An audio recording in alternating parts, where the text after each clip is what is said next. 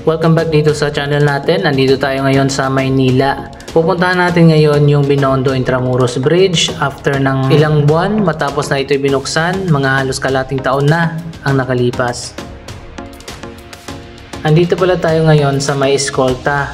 Ito yung tinatawag na Plaza Yushchenko, isang bagong riverside park dito sa Maynila.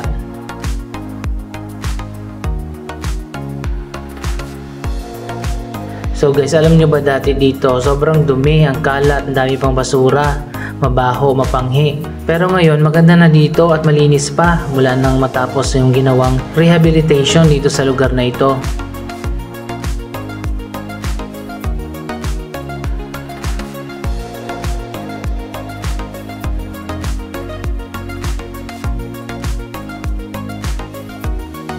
Posible naman talagang gawin yung mga ganitong proyekto, ang linisin at ayusin yung mga syudad at mga barangay.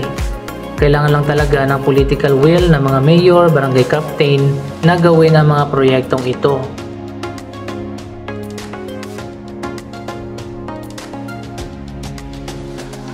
Ayan, makikita natin na maganda na dito at malinis pa. Kung ikukumpara natin sa dati, yung lugar na ito sobrang dumi at sobrang dugyot.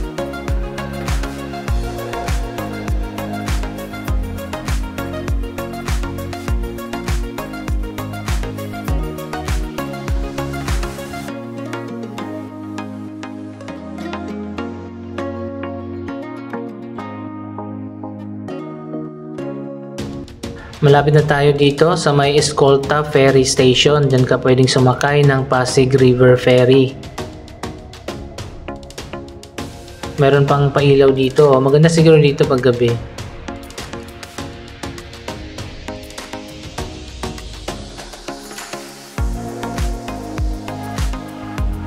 Ayan, dito naman tayo sa May Jones Bridge na nagkaroon na rin ng major rehabilitation ilang taon na nakaraan. Ayan, dito na tayo sa taas. Ang malaking challenge sa mga ganitong rehabilitation projects ay ang maintenance para mapanatili na maayos, malinis at maganda yung mga lugar na inayos na.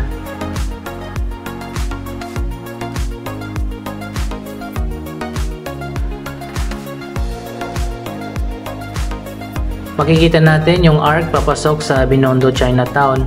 Noong hindi pa nagkaroon ng rehabilitation project dito, pwede ka pang tumawid dyan. Ngayon hindi na pwede.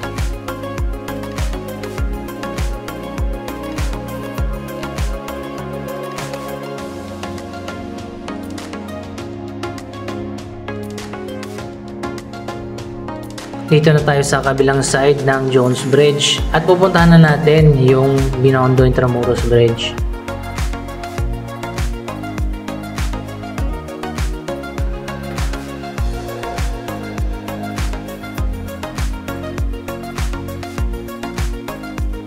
Mula dito, ayan, makikita na natin yung bagong Binondo Intramuros Bridge na proyekto na ipinatayo ng bansang China. Pupuntahan natin yan, aakyat tayo dyan at titingnan natin yung view mula dyan sa taas. Ganito yung itsura doon sa kabila, yung Plaza Yushchenko, yung pinakita natin kanina, nung hindi pa na-rehabilitate. Madumi, maraming basura at mabaho. Sana naman ayusin din nila itong kabila para gumanda naman yung area na to.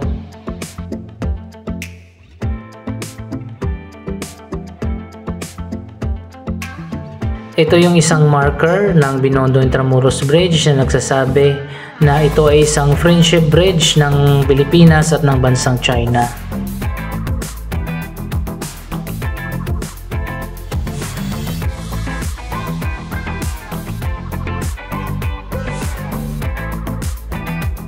Dito sa mga gilid ng bridge ay mayroong mga hagdan, kaso sarado siya, hindi pa siya pwedeng gamitin ng mga pedestrian. Ayan yung exit ramp papunta ng Binondo. Ang dami na rin mga high-rise building na tinatayo dito sa Binondo Chinatown area.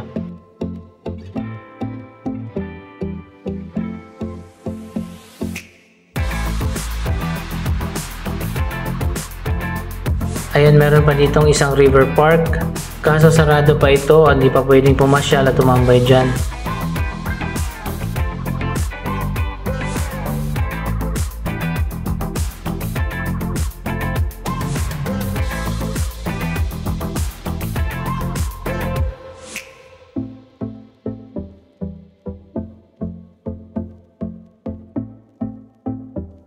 Ayan yung view mula dito sa baba. Pupunta na tayo doon sa may exit ramp malapit sa gilid ng Pasig River. Doon tayo aakyat papunta dyan sa taas. So ayan guys, makikita natin yung skyline dito sa Binondo. Ang daming tinatayo ng mga bagong buildings dito.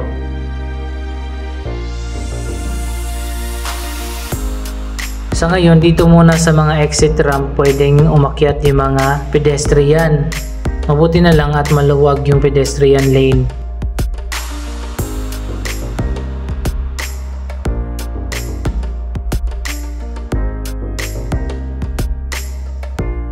Kung malapit kayo dito sa area, pwede kayong mag-jogging dito.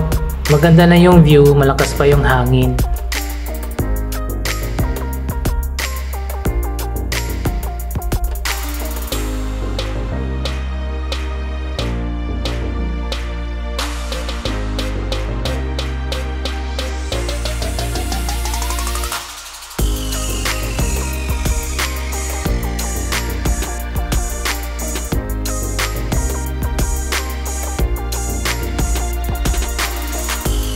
Ang Binondo Intramuros Bridge ay isang proyekto na ipinatayo ng bansang China. Ito ay may haba na 680 meters at merong 4 na lanes, 2 lanes sa magkabilang direksyon. Isa ito sa 2 tulay na ipinatayo ng China. Yung isa naman ay doon sa Makati City papunta ng Mandaluyong. Pinuntahan na rin natin yung bridge na yon malapit sa Rockwell, Makati. Hanapin nyo na lang dito sa channel yung Estrella Pantaleon Bridge.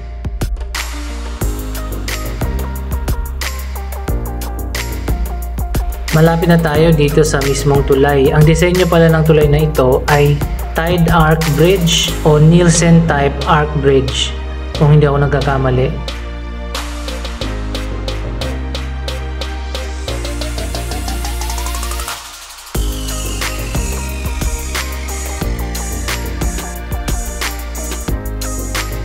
Naging popular destination na rin ang tulay na ito at naging tourist attraction. Marami na rin pumupunta dito para makita ang magandang view at magpa-picture.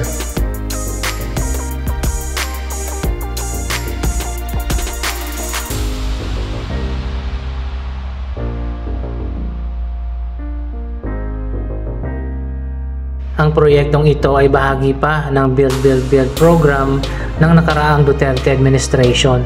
Kung matatandaan natin, marami pa mga kritiko ang tumututol na naipatayo ang tulay na ito dahil sa lokasyon nito na malapit sa World Heritage Site na Intramuros, isang makasaysayang lugar dito sa ating bansa.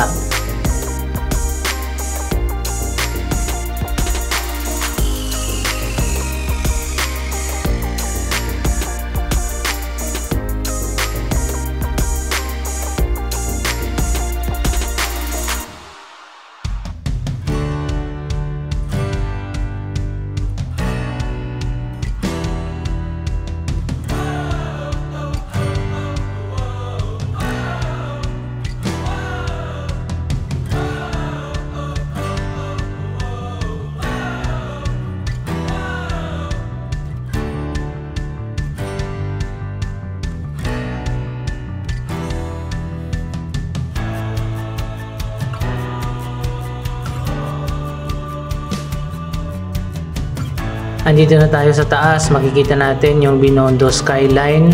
Ayan, makikita natin yung sobrang dami na water lily sa Pasig River.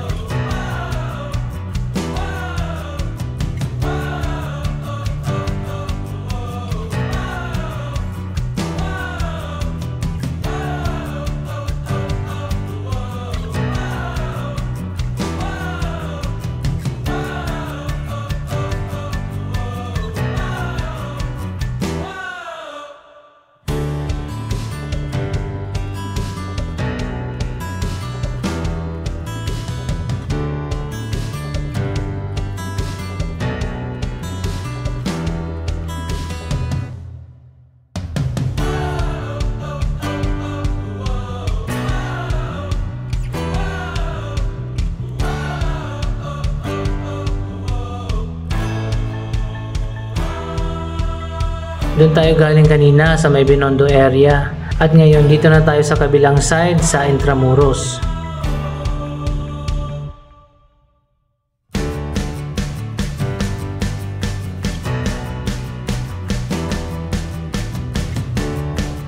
Gaya na sinabi ko kanina, mayroong mga hagdanan sa magkabilang side.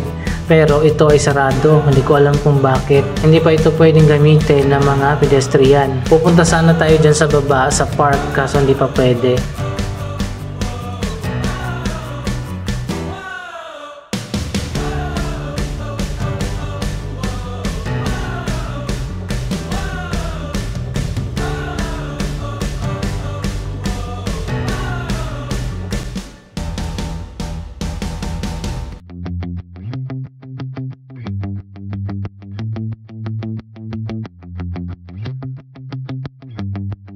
Ayan, makikita natin yung skyline dito sa Binondo. Ang daming tinatayo ng mga bagong high-rise building.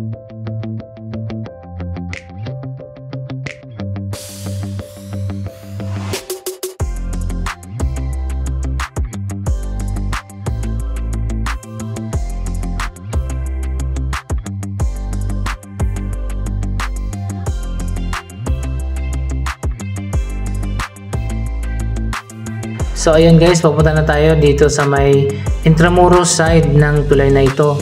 Ano masasabi nyo sa proyektong ito? Mag-comment lamang dyan sa baba ng inyong mga reaksyon. Maraming salamat sa inyong panonood. Huwag kalimutang i-like, i-share, mag-comment at mag-subscribe. Thank you for watching.